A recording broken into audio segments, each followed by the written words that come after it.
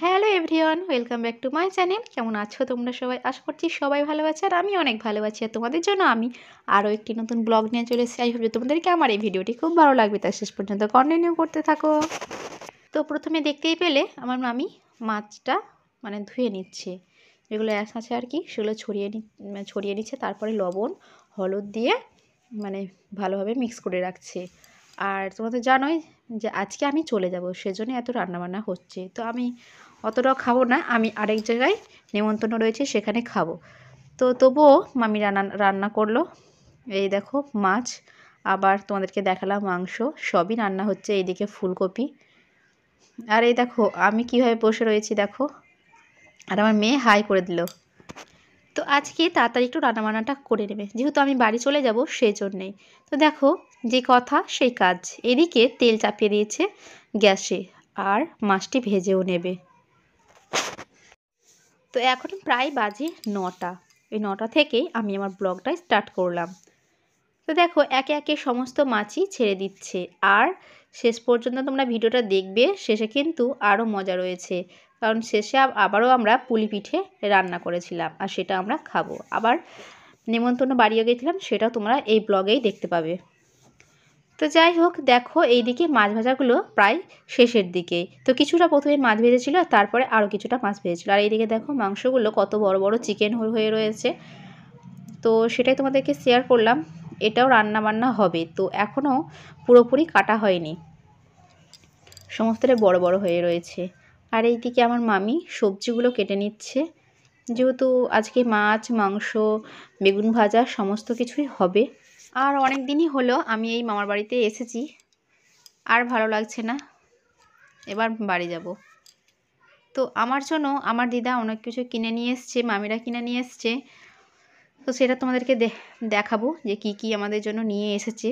তো দেখো এইদিকে মাছ ভাজা হয়ে গেছে, আর মাছগুলো এক পিস আমি খেয়েও নিয়েছিলাম, বেশ ভালোই লেগেছিল খেতে। আর আমার মেয়েকে দেখো একবার, যেহেতু এদিকে মাছ রান্না চলছে মাংস রান্না চলছে, সেজন্য ও রসুন পেঁয়াজ ছড়াতে শুরু করে দিয়েছে, দেখো একবার ওকে। তো এই শীতে বেশ ঠান্ডাই লাগছে, তো যেহেতু রোদ পড়ে গেছে তো এখন ঠান্ডাটা অনেকটাই কমে গেছে। আর এইদিকে দেখো আমার অনেকগুলো জামা কাপড় যেহেতু অনেকগুলো নিয়ে এসেছি, এখন ব্যাগে ভরে নেব। যেহেতু আমাকে আমার বর নিতে আসবে, সেই জন্য এখন সমস্ত কিছুটাই ভরে নিচ্ছি। তো দেখলাম আমি ভরতেই পারছি না, ব্যাগটা অনেকটাই ফুল হয়ে যাচ্ছে। সেজন্য মামিকে বললাম যে তুমি একটু আমাকে ভরে দাও, আমি পারছি না। সেজন্য মামি সমস্তটা একটু গুছিয়ে ভরে দিচ্ছে। আর ওই যে এখনও তাড়াতাড়ি গুছিয়ে নিচ্ছি, তবুও কিছু না কিছু ভুলে যাবই, যেখানে যাই না কেন সমস্তটাই একটা না দুটা ফেলে আসবে। সেরকমই আমার মেয়ের একটা সোয়েটারও ফেলে দিয়েছি, রেখে চলে এসেছি বাড়ি।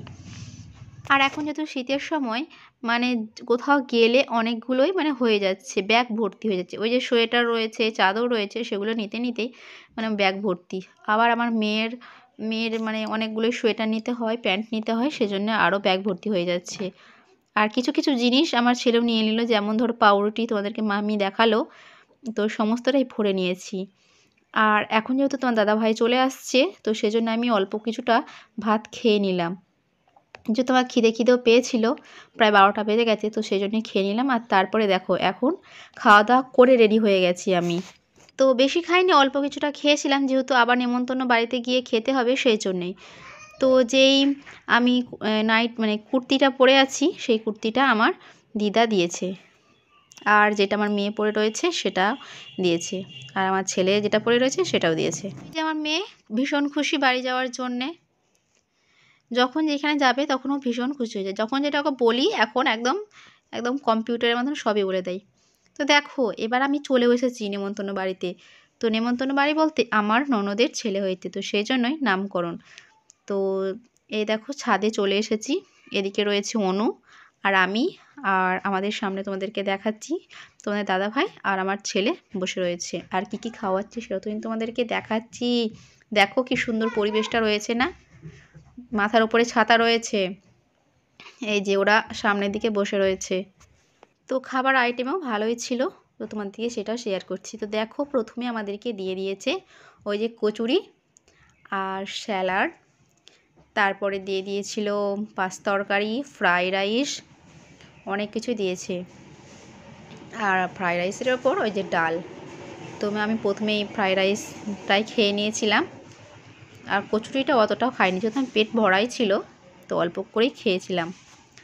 আর তারপরে চলে এলো এই যে কষা কষা চিকেনটা তো খুব সুন্দর হয়েছিল, অসাধারণ। এই যে আমার ছেলে দেখাচ্ছে, দেখো ওর পাতে ভালোই মানে লেগ পিস পড়েছিল। আর ছাদের ওপর যেহেতু রোদ লাগছে বেশ ভালোই লাগছে, দেখতেই পাচ্ছ লোকজন বসে রয়েছে। আর আমরা ওইদিকে দেখো আমার পাতাটা গোটাই ভর্তি হয়ে গেছে, তো আমি অতটাও খেতে পারবো না, তো কিছুটা খেয়ে নেব। তারপরে দেখো মিষ্টি দিয়ে দিয়েছে আমাকে, মিষ্টিগুলো ভীষণ নরম তুলতুলে ছিল, ভীষণ ভালো লাগলো। আর তার সাথে সাথে দই আর পাঁপড় আর চাটনি।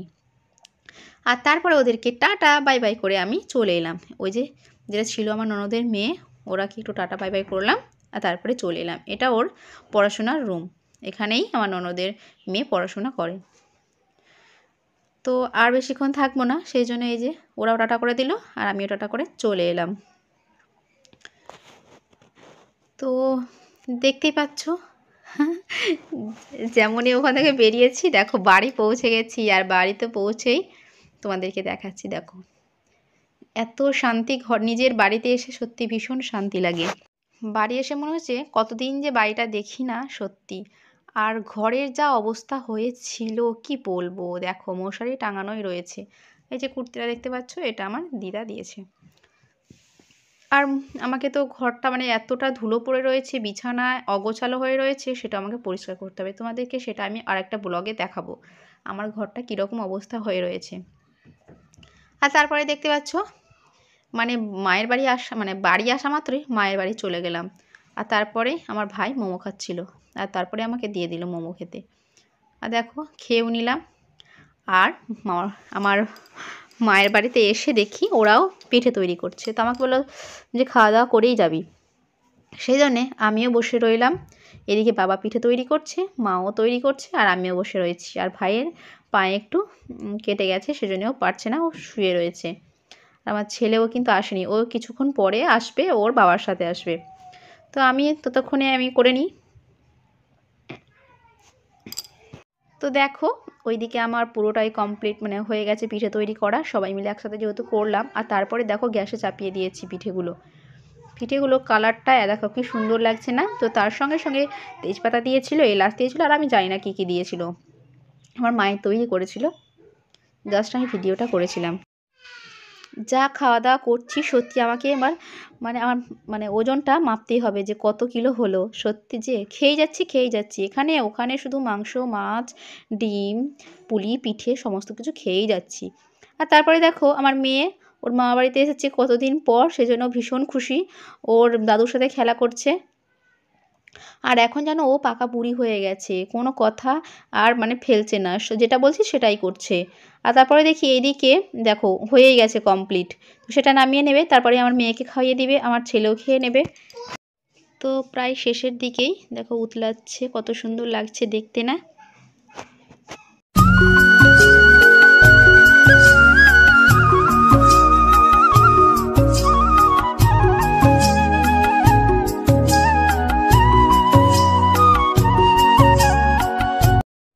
যেহেতু এদিকে দেখো হয়ে গেছে, মা এবার নামিয়ে নেবে। আর দেখো আমার বাবা আর আমার মেয়ে দুজনে মিলে দেখো খেতে বসে গেছে। আর দেখো আমার গলাটা অনেকটাই বসে গেছে, গলা যেন খুসখুস করছে, আমার কথাগুলো না আসছে না, বলতে পারছি না, খুব কষ্ট হচ্ছে, যেহেতু এদিকে ওদিকে ঘুরে বেরিয়ে এলাম সেজন্যে আর কি। তো দেখো আমার মেয়ে ওদিকে বসে গেছে খেতে, আর কিছুটা রয়েছে, তো আমিও কিছুটা খেয়ে নিলাম। আর তোমাদের দাদা ভাই আসবে, তো ওকেও দিয়ে দেবে। যেহেতু মা বাড়িতে থেকে এলাম সেজন্য একটু জলটা খাওয়ানো হয়েছে, আর নদীতে স্নান করেছিলাম, আর এদিকে ওদিকে ঘুরে বেরিয়েছিলাম, সেজন্য আমার গলাটা না প্রচণ্ড ব্যথা করছে, গলাটা খুসখুসানি করছে, মনে হয় ওষুধটা খেতেই হবে, পারছি না কথা বলতে, কষ্ট হচ্ছে। তো যাই হোক, এইদিকে আমার মেয়ে খাওয়া দাওয়া করে নিচ্ছে। আর তোমাদেরকে যদি আমার এই ভিডিওগুলো একটু ভালো লেগে থাকে অবশ্যই লাইক কমেন্ট শেয়ার করবে, আর নতুন নতুন ভিডিও পেতে আমার চ্যানেলটিকে সাবস্ক্রাইব করে দেবে। তো আমার ভিডিওটা এই পর্যন্তই, দেখা হবে নেক্সট ভিডিওতে। তো এখন টাটা।